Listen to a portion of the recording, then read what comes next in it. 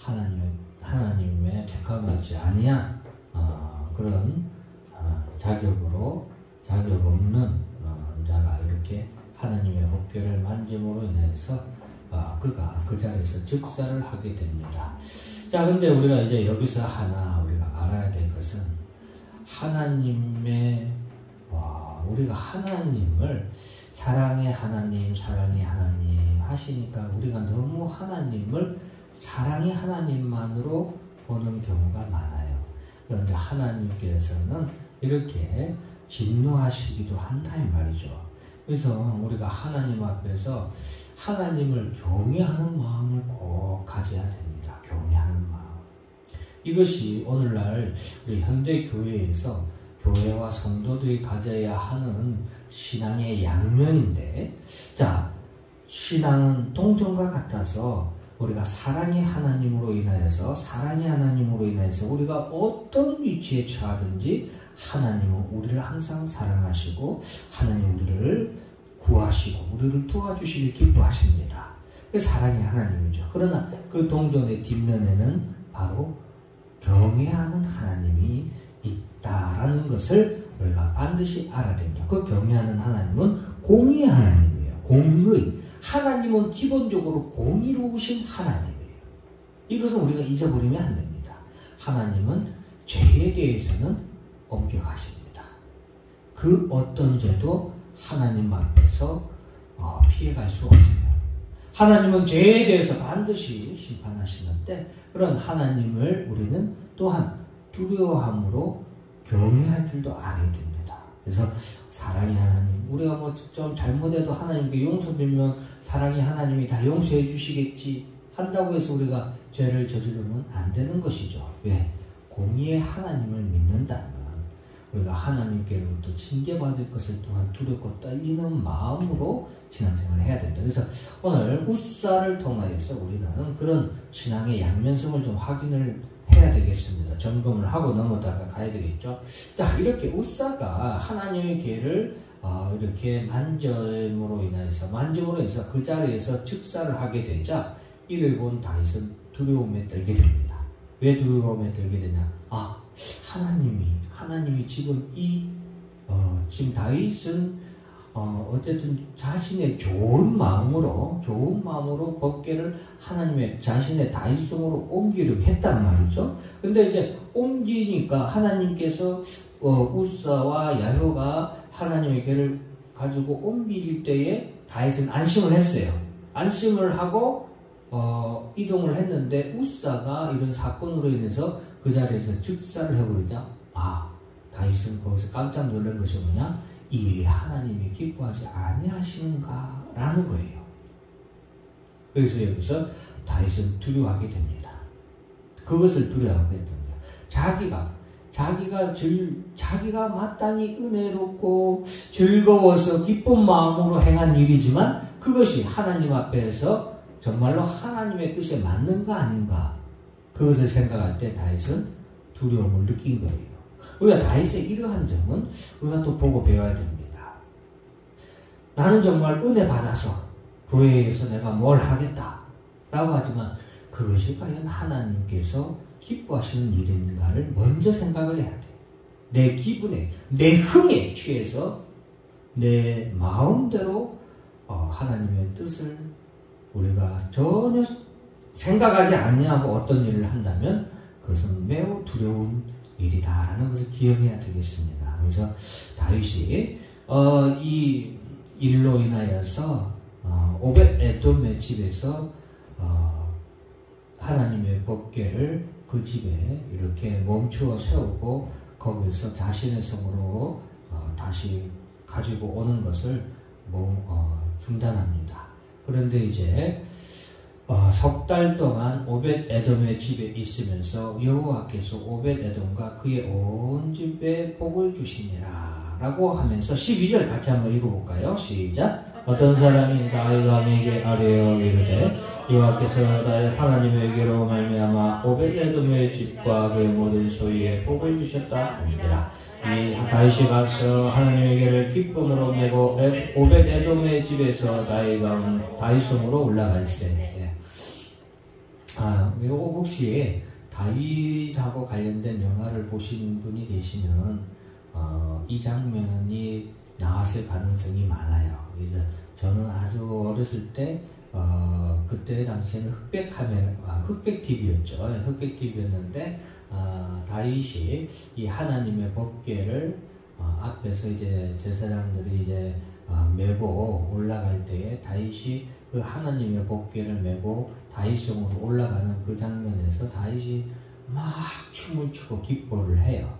춤을 추고 이제 막 너무 좋아서 춤을 추고 막 기뻐하게 되는데 그 가운데 이제 다윗이 너무 좋아서 춤추다 보니까 옛날에는 치마잖아요. 치마 같은 것이니까 막 춤추면 어떻게 되겠어요? 이게 옷이 올라갔다 내려갔다 이렇게 되면서 다윗의 엉덩이가 이게 보여지고 막 그렇게 되거든요. 이제 조금 있다가 미갈이 그것에 대해서 지적을 하게 되는데 어쨌든 다윗이 지금 이렇게 기뻐하는 것은 오벳에돔의 집에서 하나님께서 오벳에돔을 축복하셨다라는 소식을 들었고 그것은 곧 하나님께서 이제 다윗에게 옮길 것을 허용하시는 거죠. 허락하시는 거죠. 그래서 우리가 참 이런 다윗의 이런 신앙에 있어서 진중한 모습은 늘 참 우리가 본받아야 될 점이다라고 저는 생각합니다. 그래서 왕인데 자기 마음대로 솔직히 할 수 있잖아요. 그런데도 불구하고 다윗은 하나님 앞에서 늘 이렇게 하나님을 경외함으로 모든 일을 행동을 합니다. 그래서 오벳에돔의 집에서 다윗성으로 이제 하나님의 법궤를 올리게 되는데 우리가 여기서 하나 깨달을 것은 하나님의 법궤라는 것은 뭐예요? 오늘날 하나님이 임재하시는 상징이거든요. 하나님의 법궤는 오늘날 어디입니까?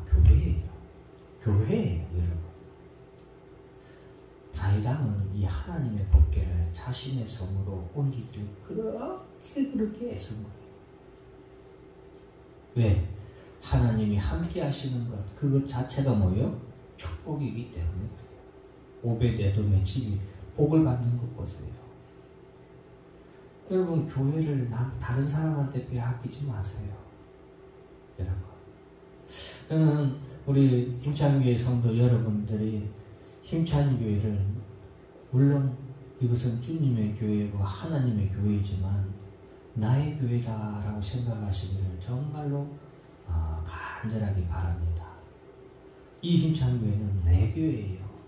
여러분 자신에게 스스로에게 내 교회가 되어야 된다라는 것입니다. 내 축복인 거예요. 하나님이 여러분과 함께 하시는 축복인데 이 교회는 나에게 주신, 성도 여러분 개개인에게 주신 하나님의 축복의 장소예요. 이 장소를 다른 사람에게 빼앗기지 마세요. 한 번이라도 더 교회에 나와서 예배를 드리시고, 그리고 이곳을 한 번이라도 더 나와서 이곳에서 하나님의 기도와 간구함으로 하나님께 은혜를 받으시고, 하나님의 말씀을 또한 이곳에서 받으시고, 이왕이면 내 가족이 함께 나와서 받기를 간절히 사모하는 그런 교회가 여러분의 교회가 되기를 주의 이름으로 축원합니다. 오벳에돔의 집이 얼마나 복을 받았는지, 다윗이 이런 영적인 그런 축복에 대한 질투 이런 것도 있어야 돼요. 우리가 그 사람으로 유명한 사람이 누구예요? 야곱이잖아요. 야곱. 에서는 하나님의 장자의 축복을 아무것도 아닌 것처럼 생각했어요. 귀하게 여기지 않았어요. 그러나 누구는 간절히 바랬어요. 야곱은 간절히 바랬잖아요. 여러분, 똑같이 신앙생활을 해도 간절히 사모하는 사람이 하나님의 법궤가 복으로 그 가정에 복을 내리시는 줄 믿으시기 바랍니다. 그래서 간절히 바라고 원할 때에, 자, 다윗은 이렇게 이제 기뻐하고 즐거워하면서 법궤를 자신의 성으로 옮기게 되는데, 자, 그 모습을 미갈이 참으로 보게 됩니다. 근데 이제 TV에서는 이제 뭐 그렇게 표현을 했는데, 일반적으로는 이제 다윗이 이게 춤을 추다 보니까 하체가 드러나는 그런 격렬함으로 하나님을 열렬히 환호하고 기뻐하는 춤을 췄다라고 이제 보고 있습니다. 어쨌든 이로 인해서 미갈이 다윗의 경홀히 여기게 되었습니다. 업신여겼다, 경홀히 여겼다, 가볍다라고 왕이 돼가지고 저게 무슨 추태야 이런 식으로 대했다라는 거예요. 그러나 다윗은 그것보다는 하나님께서 나의 왕이신데 내가 그 앞에서 경배하며 엎드려 절하며 내가 낮아지고 업수위 여긴데 내가 무슨 그게 흠이냐 이거예요. 무슨 말씀인지 아시겠죠? 다윗은 그런 믿음이었다 이 말이에요. 다윗에게 있어서 진정한 왕은, 진정한 영광을 받으실 분은 누구예요? 하나님 한 분뿐이었던 거예요. 그래서 다윗은 그 앞에서 소고치며 춤추는 그 악기들처럼, 그죠? 그 악기들도 자신의 역할을 다 하는데 다윗은 나도 하나님을 찬송하는, 경배하는 악기와 같이 하나님을 찬송하고 경배하는데 낮아지고 경홀히 여기 보여지면 어떠냐 이거죠. 그래서 그런 다윗의 하나님을 존중하는, 하나님을 존중히 여기는 다윗의 마음을 우리가 꼭 본받아야 되겠습니다. 그래서 우리는 하나님께서 누굽니까? 사무엘에게 하나님께서 엘리 제사장과 그리고 그 엘리 제사장의 가정에게 하나님께서 앞으로 어떤 일이 일어나게 될 것인가를 사무엘에게 예언해 주시는데 그때 하나님께서 이런 말씀을 하세요. 저는 늘 가슴에 새기고 있는데 나를 존중히 여기는 자를 내가 존중히 여기고 나를 경멸히 여기는 자를 내가 경멸히 여긴다. 멸시하는 자를 내가 멸시한다. 경멸히 여긴다. 라는 하나님의 말씀을 우리가 잘 기억해야 됩니다. 여러분, 하나님은 자신을 사랑하고 존중하는 사람을 더 사랑하시고 존중히 여기신다. 라는 것을 꼭 기억하시기 바랍니다. 그래서 여러분, 신앙생활은 똑같아요. 똑같습니다. 누가 더 하나님을 열심히 사랑하는지에 따라서 신앙생활의 은혜와 축복은 달라진다는 것을 꼭 기억하시기 바랍니다. 구원은 하나님의 일방적인 은혜예요. 우리가 그 은혜에서는 아무것도 우리의 의지나 우리의 어떤 노력이나 이런 게 효력이 없어요.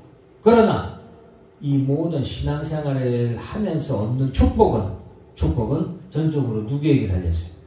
우리에게 달려있는 거다.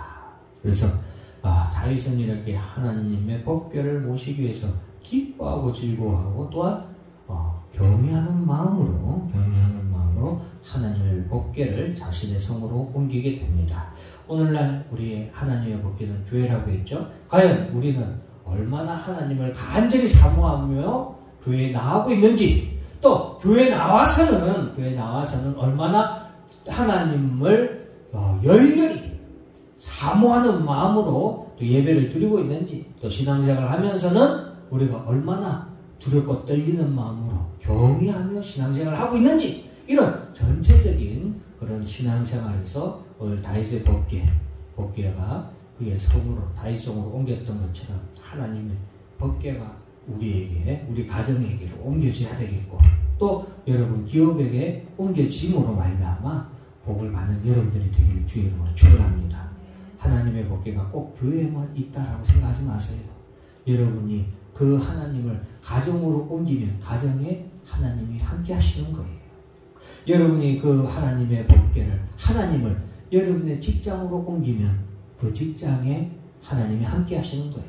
하나님이 여러분이 원하고 여러분들이 간절히 사모하는 곳에 함께 하심을 믿고 그런 함께 하시는 주의 축복이 있기를 주의 이름으로 축원합니다. 기도하겠습니다. 사랑과 은혜와 자비가